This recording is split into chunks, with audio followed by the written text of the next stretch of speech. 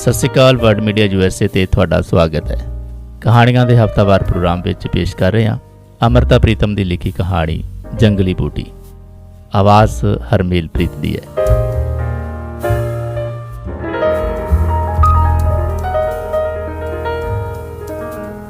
ਅੰਗੂਰੀ ਮੇਰੇ ਗਵਾਂਢੀਆਂ ਦੇ ਘਰ ਉਹਨਾਂ ਦੇ ਬੜੇ ਪੁਰਾਣੇ ਨੌਕਰ ਦੀ ਬੜੀ ਨਵੀਂ ਬੀਵੀ ਹੈ।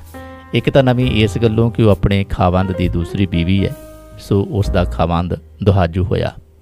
ਜੂ ਤੋਂ ਮਤਲਬ ਜੇ ਜੂਨ ਦਾ ਹੋਵੇ ਤਾਂ ਇਸ ਦਾ ਪੂਰਾ ਅਰਥ ਨਿਕਲਿਆ ਦੂਸਰੀ ਜੂਨੇ ਪੈ ਚੁੱਕਾ ਬੰਦਾ, ਯਾਨੀ ਦੂਸਰੇ ਵਿਆਹ ਦੀ ਜੂਨ ਵਿੱਚ। ਅਤੇ ਅੰਗੂਰੀ ਕਿਉਂਕਿ ਅਜੇ ਵਿਆਹ ਦੀ ਪਹਿਲੀ ਜੂਨ ਵਿੱਚ, ਇਸ ਲਈ ਨਵੀਂ ਹੋਈ। ਅਤੇ ਦੂਜੀ ਉਹ ਇਸ ਗੱਲੋਂ ਵੀ ਨਵੀਂ ਹੈ ਕਿ ਉਸ ਦਾ ਮੁਕਲਾਵਾ ਆਇਆ ਅਜੇ ਜਿੰਨੇ ਕੁ ਮਹੀਨੇ ਹੋਏ ਹੈ ਉਹ ਸਾਰੇ ਮਹੀਨੇ ਰਲ ਕੇ ਵੀ ਇੱਕ ਵਰ੍ਹਾ ਨਹੀਂ ਬਣੇ।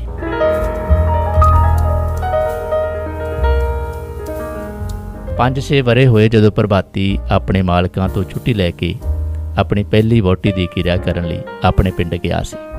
ਤਾਂ ਕਹਿੰਦੇ ਨੇ ਕਿ ਕਿਰਿਆ ਵਾਲੇ ਦਿਨ ਇਸ ਅੰਗੂਰੀ ਦੇ ਪਿਓ ਨੇ ਉਸ ਦਾ ਪਰਨਾ ਨਿਚੋੜ ਦਿੱਤਾ ਸੀ। ਕਿਸੇ ਵੀ ਮਰਦ ਦਾ ਇਹ ਪਰਨਾ ਭਾਵੇਂ ਆਪਣੀ ਔਰਤ ਦੀ ਮੌਤ ਉੱਤੇ ਅੱਥਰੂਆਂ ਨਾਲ ਨਹੀਂ ਭਿੱਜਿਆ ਹੁੰਦਾ, ਚੌਥੇ ਵਾਲੇ ਦਿਨ ਜਾਂ ਕਿਰਿਆ ਵਾਲੇ ਦਿਨ ਨਹਾ ਕੇ ਪਿੰਡਾ ਪੂੰਝਣ ਤੋਂ ਪਿੱਛੋਂ ਇਹ ਪਰਨਾ ਪਾਣੀ ਨਾਲ ਹੀ ਗਿੱਲਾ ਹੁੰਦਾ ਹੈ।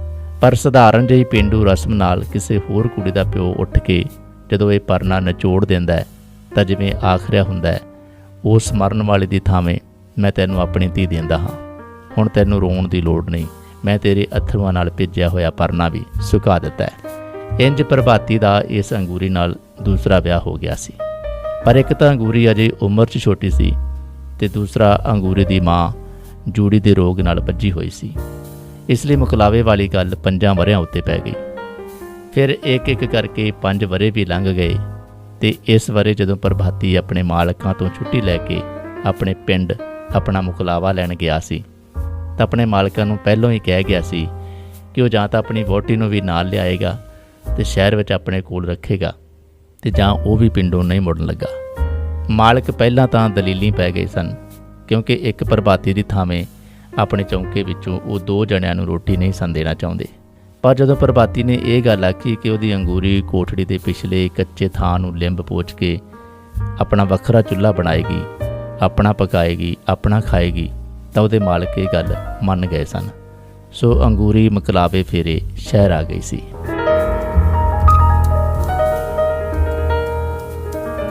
ਭਾਵੇਂ ਅੰਗੂਰੀ ਨੇ ਸ਼ਹਿਰ ਆਣ ਕੇ ਕੁਝ ਦਿਨ ਮੁਹੱਲੇ ਦੇ ਮਰਦਾਂ ਕੋਲੋਂ ਤਾਂ ਕੀ, ਮੁਹੱਲੇ ਦੀਆਂ ਔਰਤਾਂ ਕੋਲੋਂ ਵੀ ਘੁੰਡ ਨਹੀਂ ਸੀ ਲਾਇਆ, ਪਰ ਫਿਰ ਹੌਲੀ ਹੌਲੀ ਉਸ ਦਾ ਘੁੰਡ ਉੱਪਰ ਆ ਗਿਆ ਅਤੇ ਉਹ ਪੈਰਾਂ ਵਿੱਚ ਚਾਂਦੀ ਦੀਆਂ ਝਾਂਜਰਾਂ ਪਾ ਕੇ ਛਣਕ ਮਣਕ ਕਰਦੀ ਮੁਹੱਲੇ ਦੀ ਰੌਣਕ ਬਣ ਗਈ।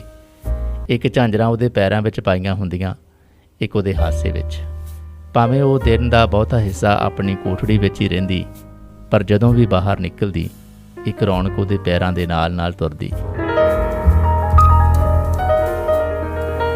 यह क्या पहना है अंगूरी?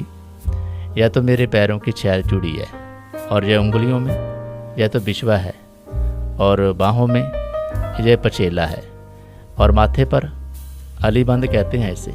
आज तूने कमर में कुछ नहीं पहना, तगड़ी बहुत भारी लागत हो, कल को पहनूंगी। आज तो मैंने तोक भी नहीं पहना, उसका टांका टूट गया है, कल शहर में जाऊंगी, टांका भी लाऊंगी। मेरे नाक को नक्शा भी था इतना बड़ा, ਮੇਰੀ ਸਾਸ ਨੇ ਦੀਆ ਨਹੀਂ। ਇੰਜ ਅੰਗੂਰੀ ਆਪਣੇ ਚਾਂਦੀ ਦੇ ਗਹਿਣੇ ਇੱਕ ਮੜਕ ਨਾਲ ਪਾਉਂਦੀ ਸੀ ਅਤੇ ਇੱਕ ਮੜਕ ਨਾਲ ਵਿਖਾਉਂਦੀ ਸੀ।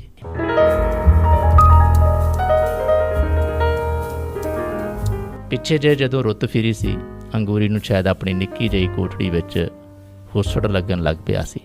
ਉਹ ਬਹੁਤੀ ਵੇਰ ਮੇਰੇ ਘਰ ਦੇ ਸਾਹਮਣੇ ਆਣ ਬਹਿੰਦੀ। ਮੇਰੇ ਘਰ ਦੇ ਅੱਗੇ ਨਿੰਮ ਦੇ ਵੱਡੇ ਵੱਡੇ ਰੁੱਖ ਹਨ ਅਤੇ ਇਹਨਾਂ ਰੁੱਖਾਂ ਦੇ ਕੋਲ ਜ਼ਰਾ ਕੁ ਉੱਚੀ ਥਾਵੇਂ ਇੱਕ ਪੁਰਾਣਾ ਖੂਹ ਹੈ। ਭਾਵੇਂ ਮੁਹੱਲੇ ਦਾ ਕੋਈ ਵੀ ਬੰਦਾ ਇਸ ਖੂਹ ਵਿੱਚੋਂ ਪਾਣੀ ਨਹੀਂ ਭਰਦਾ, ਪਰ ਪਾਰਲੇ ਪਾਸੇ ਇੱਕ ਸਰਕਾਰੀ ਸੜਕ ਬਣਦੀ ਪਈ ਹੈ ਅਤੇ ਉਸ ਸੜਕ ਦੇ ਮਜ਼ਦੂਰ ਕਈ ਵਾਰ ਇਸ ਖੂਹ ਨੂੰ ਘੇਰ ਲੈਂਦੇ ਹਨ, ਜਿਸ ਲਈ ਖੂਹ ਦੇ ਦੁਆਲੇ ਅਕਸਰ ਪਾਣੀ ਡੁੱਲਿਆ ਰਹਿੰਦਾ ਹੈ ਅਤੇ ਇਹ ਥਾਂ ਬੜੀ ਠੰਡੀ ਰਹਿੰਦੀ ਹੈ।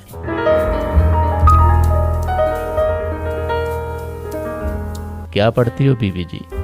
ਇੱਕ ਦਿਨ ਅੰਗੂਰੀ ਜਦੋਂ ਆਈ, ਮੈਂ ਨਿੰਮ ਦੇ ਰੁੱਖਾਂ ਹੇਠ ਬਹਿ ਕੇ ਇੱਕ ਕਿਤਾਬ ਪੜ੍ਹਦੀ ਪਈ ਸਾਂ। तुम पढ़ोगी? मेरे को पढ़ना नहीं आता। सीख लो फिर। ना। क्यों? औरत को पाप लगता है पढ़ने से। औरत को पाप लगता है, मर्द को नहीं लगता। ना ना, मर्द को नहीं लगता। यह तुमको किसने कहा है? मैं जानती हूँ। फिर मैं तो पढ़ती हूँ, मुझे पाप लगेगा? शहर की औरतों को पाप नहीं लगता, गांव की औरतों को पाप लगता है। मैं भी हੱਸ ਪਈ ਤੇ ਅੰਗੂਰੀ ਵੀ। ਅੰਗੂਰੀ ਨੇ ਜੋ ਕੁਝ ਸੁਣਿਆ ਹੋਇਆ ਸੀ ਉਹਦੇ ਵਿੱਚ ਉਹਨੂੰ ਕੋਈ ਸ਼ੰਕਾ ਨਹੀਂ ਸੀ, ਇਸ ਲਈ ਉਹਨੂੰ ਕੁਝ ਵੀ ਨਾ ਆਖਿਆ। ਜਾਪਿਆ ਜੇ ਉਹ ਹੱਸਦੀ ਖੇਡਦੀ ਆਪਣੀਆਂ ਕੀਮਤਾਂ ਨਾਲ ਸੁਖੀ ਰਹਿ ਸਕਦੀ ਹੈ ਤਾਂ ਸ਼ਾਇਦ ਉਹਦੇ ਲਈ ਇਹੀ ਠੀਕ ਹੈ। ਉਂਝ ਮੈਂ ਅੰਗੂਰੀ ਦੇ ਮੂੰਹ ਵੱਲ ਨੀਝ ਲਾ ਕੇ ਤੱਕਦੀ ਰਹੀ। ਡਾਢੇ ਸੌਲੇ ਰੰਗ ਵਿੱਚ ਉਹਦੇ ਪਿੰਡੇ ਦਾ ਮਾਸ ਗੁੰਨਿਆ ਹੋਇਆ ਸੀ। ਆਖਦੇ ਹਨ ਔਰਤ ਆਟੇ ਦੀ ਤੌਣ ਹੁੰਦੀ ਹੈ, ਪਰ ਕਈਆਂ ਦੇ ਪਿੰਡੇ ਦਾ ਮਾਸ ਉਸ ਢਿੱਲੇ ਆਟੇ ਵਾਂਗ ਹੁੰਦਾ ਹੈ ਜਿਹਦੀ ਰੋਟੀ ਕਦੀ ਵੀ ਗੋਲ ਨਹੀਂ ਵੇਲਦੀ, ਅਤੇ ਕਈਆਂ ਦੇ ਪਿੰਡੇ ਦਾ ਮਾਸ ਨਿਰੇ ਖਮੀਰੇ ਆਟੇ ਵਰਗਾ ਜਿਹਨੂੰ ਵੇਲੇ ਨਾਲ ਵੇਲਿਆ ਹੀ ਨਹੀਂ ਜਾ ਸਕਦਾ। ਸਿਰਫ ਕਿਸੇ ਕਿਸੇ ਦੇ ਪਿੰਡੇ ਦਾ ਮਾਸ ਇੰਝ ਪੀੜਾ ਗੁੰਨਿਆ ਹੁੰਦਾ ਹੈ ਕਿ ਰੋਟੀ ਤਾਂ ਕੀ ਭਾਵੇਂ ਪੂਰੀਆਂ ਵੇਲ ਲਵੋ। ਮੈਂ ਅੰਗੂਰੀ ਦੇ ਮੂੰਹ ਵੱਲ ਤੱਕਦੀ ਰਹੀ, ਅੰਗੂਰੀ ਦੀ ਛਾਤੀ ਵੱਲ, ਅੰਗੂਰੀ ਦੀਆਂ ਬਾਹਾਂ ਵੱਲ, ਅੰਗੂਰੀ ਦੀਆਂ ਪਿੰਨੀਆਂ ਵੱਲ। ਉਹ ਏਡੇ ਪੀੜੇ ਮੈਦੇ ਵਾਂਗ ਗੁੰਨੀ ਹੋਈ ਸੀ ਜਿਹਦੇ ਨਾਲ ਮੱਠੀਆਂ ਤਲੀਆਂ ਜਾ ਸਕਦੀਆਂ ਸਨ। ਅਤੇ ਮੈਂ ਅੰਗੂਰੀ ਦਾ ਪ੍ਰਭਾਤੀ ਵੀ ਤੱਕਿਆ ਹੋਇਆ ਸੀ, ਮਧਰੇ ਕੱਦ ਦਾ, ਢਿਲਕੇ ਮੂੰਹ ਦਾ, ਬੱਠਲ ਜਿਹਾ। ਅਤੇ ਫਿਰ ਅੰਗੂਰੀ ਦੇ ਰੂਪ ਵੱਲ ਵੇਖ ਕੇ ਉਸ ਦੇ ਖਾਵੰਦ ਬਾਰੇ ਇੱਕ ਅਜੀਬ ਤੁਲਨਾ ਸੁੱਝੀ ਕਿ ਪ੍ਰਭਾਤੀ ਅਸਲ ਵਿੱਚ ਆਟੇ ਦੀ ਇਸ ਪੀੜੀ ਗੁੱਜੀ ਔਰਤ ਨੂੰ ਪਕਾ ਕੇ ਖਾਣ ਦਾ ਹੱਕਦਾਰ ਨਹੀਂ, ਉਹ ਇਸ ਤੌਣ ਨੂੰ ਕੱਜ ਕੇ ਰੱਖਣ ਵਾਲਾ ਪੋਣਾ ਹੈ। ਇਸ ਤੁਲਨਾ ਨਾਲ ਮੈਨੂੰ ਆਪੇ ਹੀ ਹਾਸਾ ਆ ਗਿਆ, ਪਰ ਮੈਂ ਅੰਗੂਰੀ ਨੂੰ ਇਸ ਤੁਲਨਾ ਦੀ ਸੂਹ ਨਹੀਂ ਸੀ ਦੇਣਾ ਚਾਹੁੰਦੀ, ਇਸ ਲਈ ਉਹਦੇ ਨਾਲ ਉਹਦੇ ਪਿੰਡ ਦੀਆਂ ਨਿੱਕੀਆਂ ਨਿੱਕੀਆਂ ਗੱਲਾਂ ਕਰਨ ਲੱਗ ਪਈ। ਮਾਂ ਪਿਓ ਦੀਆਂ ਗੱਲਾਂ, ਭੈਣ ਭਰਾਵਾਂ ਦੀਆਂ ਗੱਲਾਂ ਅਤੇ ਖੇਤਾਂ ਪੈਲੀਆਂ ਦੀਆਂ ਗੱਲਾਂ ਕਰਦਿਆਂ ਮੈਂ ਉਹਨੂੰ ਪੁੱਛਿਆ, अंगूरी तुम्हारे गांव में शादी कैसे होती है? लड़की छोटी सी होती है, 5-7 साल की, जब वो किसी के पाँव पूज लेती है। कैसे पूजती है पाँव? लड़की का बाप जाता है, फूलों की एक थाली ले जाता है, साथ में रुपए और लड़के के आगे रख देता है। यह तो एक तरह से बाप ने पाँव पूज लिए, लड़की ने कैसे पूजे? लड़की की तरफ से तो पूजे, पर लड़की ने तो उसे देखा भी नहीं। लड़कियां नहीं देखती, लड़कियां अपने होने वाले खावंद को नहीं देखती ना, कोई भी लड़की नहीं देखती ना। पहलों तो अंगूरी ने ना आख देती, पर फिर कुछ सोच के आखन लगी, जो लड़कियां प्रेम करती हैं वो देखती हैं। तुम्हारे गांव में लड़कियां प्रेम करती हैं? कोई कोई। जो प्रेम करती हैं उसको पाप नहीं लगता। मैनू असल में अंगूरी की पहली गल चेते आ गई सी कि औरतों को पढ़न नाल पाप लगता है, इसलिए मैं सोचा कि उस हिसाब नाल तां प्रेम कीतियां भी पाप लगता होएगा। पाप लगता है, बड़ा पाप लगता है, अंगूरी ने छेती नाल आख्या। अगर पाप लगता है तो फिर वो प्रेम करती क्यों है? वो तो बात यह होती है कि कोई आदमी जब किसी छोकरी को कुछ खिला देता है तो वो उससे प्रेम करने लग जाती है। कोई क्या खिला देता है उसे? एक जंगली बूटी होती है, बस वही पान में डालकर या मिठाई में डाल के खिला देता है, फिर उसे वही अच्छा लगता है, दुनिया का और कुछ भी अच्छा नहीं लगता। सच? मैं जानती हूँ, मैंने अपनी आँखों से देखा है। किसे देखा था? मेरी एक सखी थी, इतनी बड़ी थी मेरे से। फिर क्या? वो पागल हो गई उसके पीछे, शहर चले गई उसके साथ। यह तुम्हें कैसे मालूम है कि तेरी सखी को उसने बूटी खिलाई थी? बर्फ़ी में डाल के खिलाई थी, और नहीं तो क्या, वैसे ही अपने माँ बाप को छोड़ के चली जाती। उसको बहुत चीज़ें ला कर देता था, शहर से धोती लाता था, चूड़ियाँ लाता था, शीशे की और मोतियों की गानी भी। यह तो चीज़ें हुई ना, पर यह तुम्हें कैसे मालूम है कि उसने जंगली बूटी खिलाई थी? नहीं खिलाई थी तो फिर वो इसको प्रेम क्यों करने लग गई? प्रेम तो यूँ भी हो जाता है। नहीं, ऐसे नहीं होता। जिससे माँ बाप बुरा मान जाएं, भला उससे प्रेम कैसे हो सकता है? तूने वो जंगली बूटी देखी है? मैंने नहीं देखी, वह तो बड़ी दूर से लाते हैं, फिर छुपा के मिठाई में डाल देते हैं, जापान में डाल देते हैं। मेरी तो माँ ने पहले ही बता दिया था कि किसी के हाथ से मिठाई नहीं खाना।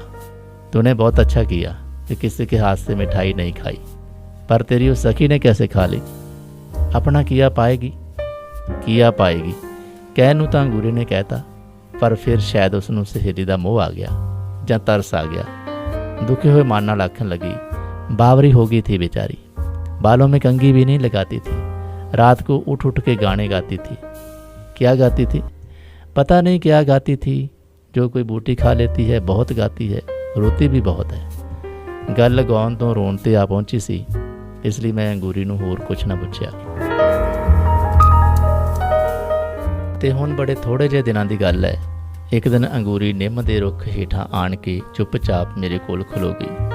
ਅੱਗੇ ਜਦੋਂ ਅੰਗੂਰੀ ਆਉਂਦੀ ਸੀ ਤਾਂ ਛਣ ਕਰਦਾ 20 ਗਜ ਪਰਿਓਂ ਹੀ ਉਹਦੇ ਆਉਣ ਦਾ ਖੜਾਕ ਸੁਣਾਈ ਦੇ ਜਾਂਦਾ ਸੀ। ਪਰ ਅੱਜ ਉਹਦੇ ਪੈਰਾਂ ਦੀਆਂ ਝਾਂਜਰਾਂ ਪਤਾ ਨਹੀਂ ਕਿੱਥੇ ਗੁਆਚੀਆਂ ਹੋਈਆਂ ਸਨ। ਮੈਂ ਕਿਤਾਬ ਉਤੋਂ ਸਿਰ ਚੁੱਕਿਆ ਤੇ ਪੁੱਛਿਆ, ਕਿਆ ਬਾਤ ਹੈ ਅੰਗੂਰੀ? ਅੰਗੂਰੀ ਪਹਿਲੋਂ ਕਿੰਨਾ ਚਿਰ ਮੇਰੇ ਵੱਲ ਤੱਕਦੀ ਰਹੀ ਤੇ ਫਿਰ ਹੌਲੀ ਜਿਹੀ ਆਖਣ ਲੱਗੀ, बीबी जी मुझे पढ़ना सिखा दो। क्या हुआ अंगूरी? मेरा नाम लिखना सिखा दो। किसी को खत लिखेगी? अंगूरी ने जवाब ना दिता तो बिट बिट मेरे मुँह वाल तकती रही। पाप नहीं लगेगा पढ़ने से? मैं फिर पूछा। अंगूरी ने फिर भी जवाब ना दिता तो बिट बिट सामने आसमान वाल तकन लग पई। एक दोपहर की गल सी। मैं अंगूरी नूं निंम दे रुख हेठां बैठी छड्ड के अंदर गई सां। शाम नूं फेर किते मैं बाहर निकली तां वेख्या अंगूरी अजे भी निंम दे रुख हेठां बैठी हुई है, बड़ी गुच्छा मुच्छा होई हुई। शायद इसलिए कि तरकालां दी ठंड पिंडे विच माड़ी माड़ी कंबनी छेड़न लग पई सी। मैं अंगूरी दी पिठ वाले पासे सां। अंगूरी दे मूँह विच एक गीत सी, पर निरा सिसकी वर्गा। मेरी मुंदरी में लागो नगीनवा, हो बैरी कैसे काटूं जो बनवा। अंगूरी ने मेरे पैरों की बिड़क सुन ली सी। मूँह मोड़ के तकिया तो फिर अपने गीत नूं अपने मूँह विच ही मीट लिया। तू तो बहुत अच्छा गाती है अंगूरी। सामने दिसदा पिया सी कि अंगूरी ने अपनी अखां विच कंबदे अथरू मोड़ लए ते उन्हां दी थावें अपने होठां उत्ते एक कंबदा हासा रख दिता। मुझे गाना नहीं आता। आता है? यह तो तेरी सखी गाती थी, उसी से सुना था। फिर मुझे भी सुनाओ। ऐसे गिनती है बरस की, 4 महीने ठंडी होती है, 4 महीने गर्मी और 4 महीने बरखा। ऐसे नहीं, गा के सुनाओ।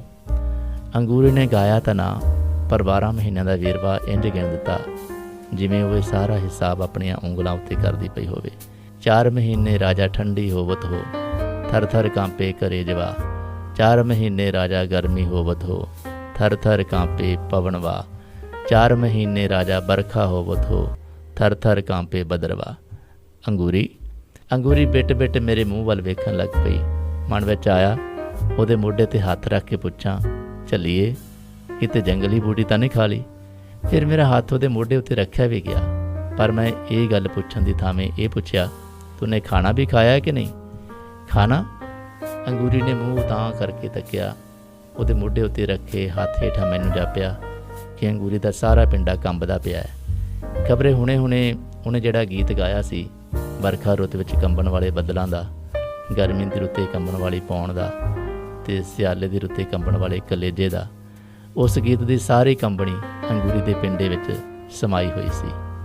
ਇਹ ਮੈਨੂੰ ਪਤਾ ਸੀ ਕਿ ਅੰਗੂਰੀ ਆਪਣੀ ਰੋਟੀ ਦਾ ਆਪ ਹੀ ਆਹਰ ਕਰਦੀ ਹੈ।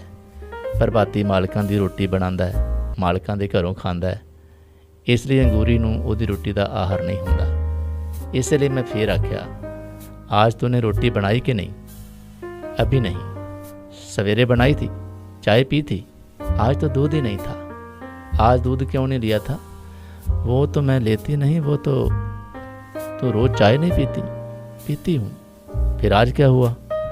दूध तो वो राम तारा साडे मुहल्ले का चौकीदार है, सारिਆਂ ਦਾ ਸਾਂਝਾ चौकीदार।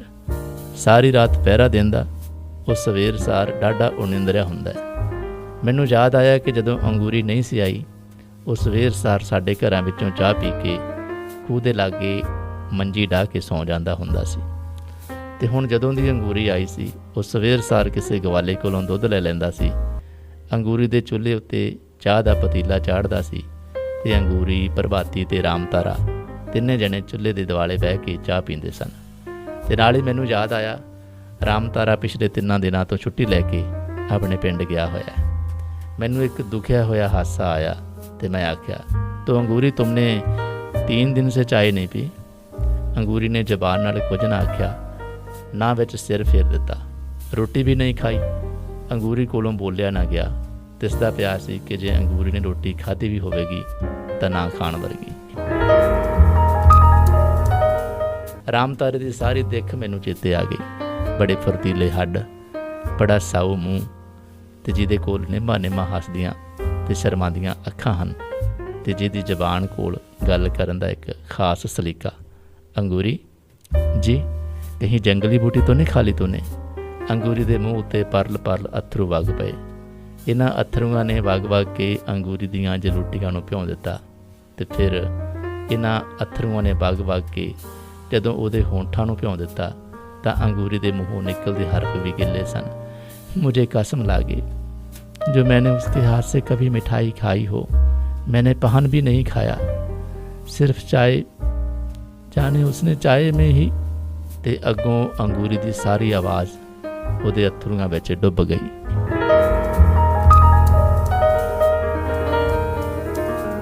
अज दे प्रोग्राम विच ये सी अमृता प्रीतम दी लिखी कहानी जंगली बूटी। उम्मीद है तुहानूं पसंद आई होएगी।